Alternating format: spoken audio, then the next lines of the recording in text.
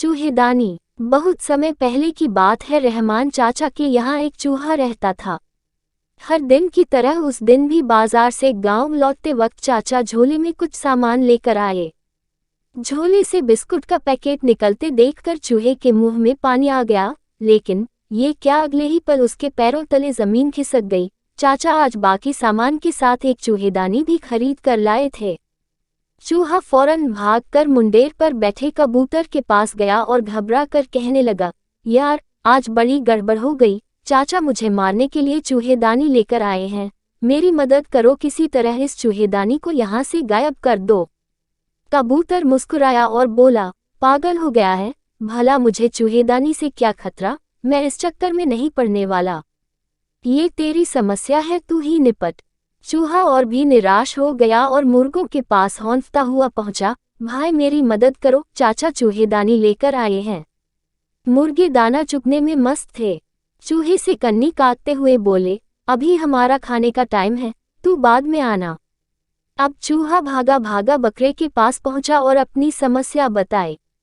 बकरा जोर जोर से हंसने लगा, यार तू पागल हो गया है, चूहेदानी से तुझे खतरा है, मुझे नहीं, और तेरी मदद करके मुझे क्या मिलेगा, मैं कोई शेर तो हूँ नहीं जो शिकारी मुझे जाल में फंसा लेगा और तू मेरा जाल कुतर कर मेरी जान बचा लेगा। और ऐसा कहकर बकरा जोर जोर से हंसने लगा। बेचारा चूहा उदास मन से अपने बिल में वापस चला गया। रात हो चुकी थी। चाचा और उनका परिवार खा पीकर सोने की तैयारी कर रहे थे, तभी खटाक की आवाज आई। चाचा की छोटी बिटिया दौड़कर चूहेदानी की ओर भागी।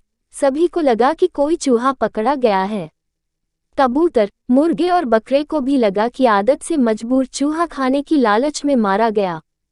लड़की पलंग के नीचे हाथ डालकर चूहेदानी खींचने लगी, तभी इसकी आवाज आई। ये क्या, चूहेदानी में चूहा नहीं बल्कि एक जहरीला सांप फंस गया था और उसने बिजली की गति से फूंफकार मारते हुए बिटिया को डस लिया। बिटिया की चीख सुन सब वहां इकट्ठा हो गए। रहमान चाचा सर पर पैर रखकर पड़ोस में रहने वाले ओझा के यहाँ भागे।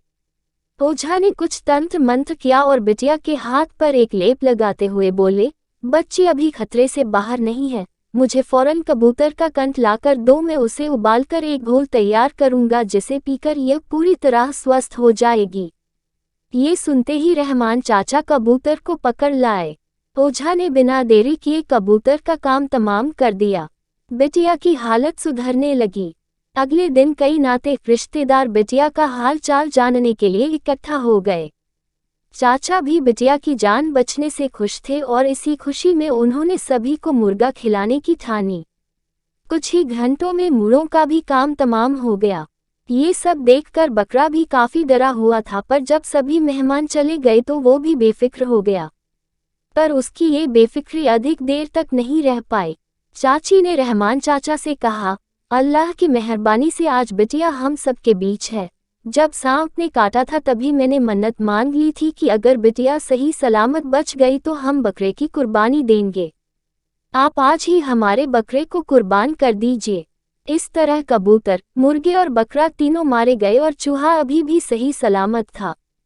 दोस्तों, इस कहानी से हमें ये सीख मिलती है कि जब हमारा दोस्त या पड़ोसी मुसीबत में हो तो हमें उसकी मदद करने की भरसक कोशिश जरूर करनी चाहिए।